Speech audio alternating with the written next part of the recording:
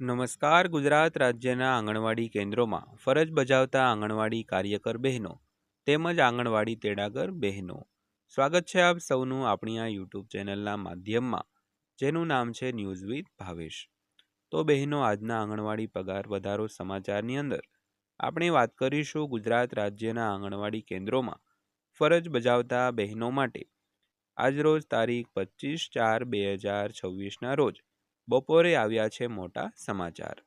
તો બહેનો, તમારા માટે શું સમાચાર છે, જેની આજના વિડીયોમાં આપણે વિગતવાર ચર્ચા કરવાના છીએ, તે પણ એકદમ સરળ ભાષામાં. તો આજનો વિડીયો અંત સુધી નિહાળી લેજો.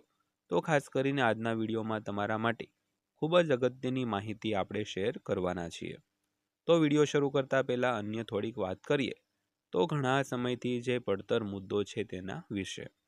તો ખાસ કરીને નામદાર ગુજરાત હાઈકોર્ટે 20 ઓગસ્ટ 2025ના રોજ આંગણવાડી બહેનોના માનદ વેતનમાં વધારાને લઈને એક ઐતિહાસિક ચુકાદો આપ્યો હોવા છતાં આજની તારીખ એટલે કે 25/4/2026 સુધીમાં આ વધારા વિશે સરકારે કોઈ પણ જાતનો નિર્ણય લીધો નથી.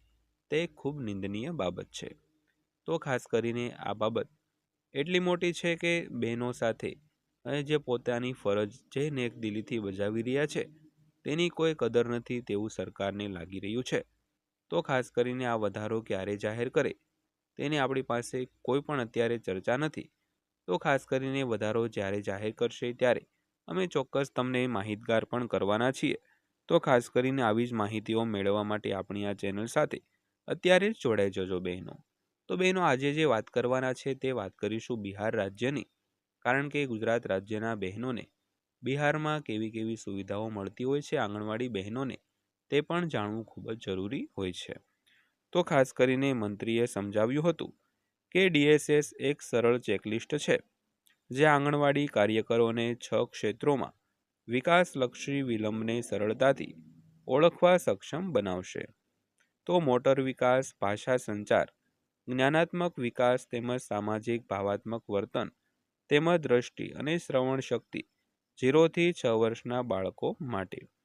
તો વાત કરીએ વિગતવાર તો સમાજ કલ્યાણ વિભાગ હેઠળના જે આઈસીડીએસ નિયામક મંડળે પટનાના જ્ઞાન ભવન ખાતે પોષણ પખવાડિયા 2026નું સમાપન કર્યું હતું. તો આ પ્રસંગે આયોજિત રાજ્ય સ્તરીય વર્કશોપમાં મુખ્ય મહેમાન તરીકે ઉપસ્થિત રહેલા નાયબ મુખ્યમંત્રી અને સમાજ કલ્યાણ મંત્રી વિજેન્દ્ર યાદવે ઔપચારિક રીતે વિકલાંગતાના પ્રોટોકોલ અને વિકલાંગતા સ્ક્રીનિંગ શેડ્યુલ એટલે કે ડીએસએસનો પ્રારંભ છે તે કરાવ્યો હતો. ત્યારબાદ વાત કરીએ તો મંત્રીએ સમજાવ્યું હતું કે ડીએસએસ એક સરળ ચેકલિસ્ટ છે જે આંગણવાડી કાર્યકરોને 6 ક્ષેત્રોમાં વિકાસલક્ષી વિલંબને સરળતાથી ઓળખવાની મંજૂરી આપે છે. તો 0 થી 6 વર્ષની બાળકના મોટર વિકાસ તેમજ ભાષા સંચાર અથવા તો જ્ઞાનાત્મક વિકાસ, સામાજિક ભાવાત્મક વર્તન, દ્રષ્ટિ અને શ્રવણ તો આંગણવાડી કાર્યકરો, આશા અને આંગણવાડી હેલ્પરો માટે જે આરબીએસકેની ટીમો દ્વારા જિલ્લા પ્રારંભિક હસ્તક્ષેપ કેન્દ્ર એક મજબૂત રેફરલ સિસ્ટમ છે તે વિકસાવવામાં આવી છે. તો આ કાર્યક્રમમાં આપણું બાળક આપણું કુટુંબ તો નામની એક વોટ્સએપ કોમ્યુનિટી ચેનલ પણ શરૂ કરવામાં આવી હતી.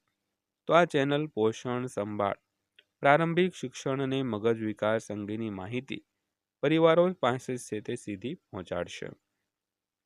ત્યારબાદ વાત કરીએ તો સમાજ કલ્યાણ વિભાગના સચિવ બંદના પ્રિયાશીએ જણાવ્યું હતું કે આગામી 2 મહિનામાં આંગણવાડી કાર્યકરો અને સહાયકોને એન્ડ્રોઈડ આધારિત મોબાઈલ ફોન પૂરા પાડવામાં આવશે. તો તેમણે વધુમાં ઉમેર્યું હતું કે પોષણ પખવાડિયા 2026 દરમિયાન રાજ્યભરમાં 7.1 મિલિયનથી વધુ પ્રવૃત્તિઓનું આયોજન છે તે કરવામાં આવ્યું હતું અને પોષણ મહિના 2025 પછી બિહારે પણ આ પખવાડિયામાં રાષ્ટ્રીય સ્તરે પ્રથમ સ્થાન છે તે મેળવ્યું હતું. ત્યારબાદ વાત કરીએ તો સચિવે તેમ પણ સમજાવ્યું હતું કે બાળકના જીવનમાં પહેલા 6 વર્ષ ખૂબ જ મહત્વપૂર્ણ હોય છે, જે દરમિયાન લગભગ 85% મગજનો વિકાસ થાય છે. તો આ સમય દરમિયાન યોગ્ય પોષણ અને સંભાળનો અભાવ બાળકના ભવિષ્યને અસર છે તે કરી શકે છે. તો કુપોષણના આંકડાઓ પર સુધારો થયો છે. તો પખવાડિયા દરમિયાન માતા અને બાળકના પોષણ તેમજ પ્રારંભિક મગજ વિકાસ, રમત આધારિત શિક્ષણ, સ્ક્રીન સમય ઘટાડવા અને આંગણવાડી કેન્દ્રોને વધુ મજબૂત બનાવવા પર ખાસ ધ્યાન છે તે આપવામાં આવ્યું હતું. તો કુપોષણના આંકડાઓ પણ સુધારો થયો છે અને કાર્યક્રમમાં મોટી સંખ્યામાં વિભાગીય અધિકારીઓ અને વિવિધ સંસ્થાઓના પ્રતિનિધિઓએ પણ છે તે હાજરી આપી હતી બહેનો. તો બહેનો આ હતી આજની માહિતી જે બિહાર રાજ્યની હતી. વિડીયો અંત સુધી જોયો તે બદલ આપનો દિલથી આભાર બહેનો.